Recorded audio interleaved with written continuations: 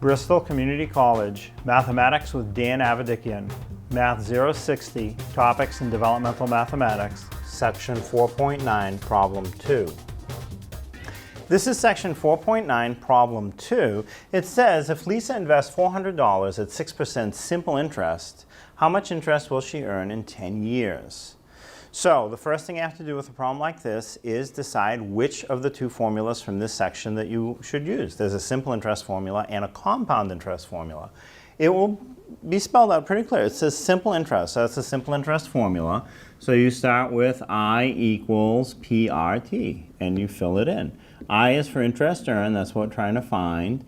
P is principal, or the initial investment, which is $400. The R is rate as a decimal, so this 6% doesn't go in as 6, it goes in as 0.06, the rate as a decimal. And then T is the time in years, so that's 10, and that fills in the formula. Now, if your teacher will allow you to use a calculator for these problems, you can just run it through the calculator, and most teachers will for this section. Some of the ones later in the section get pretty difficult. If you do multiply it, this one I can even do without a calculator. The two zeros in the 400 will turn the 06 into a 6. So 4 times 6 is 24, 24 times 10 is 240.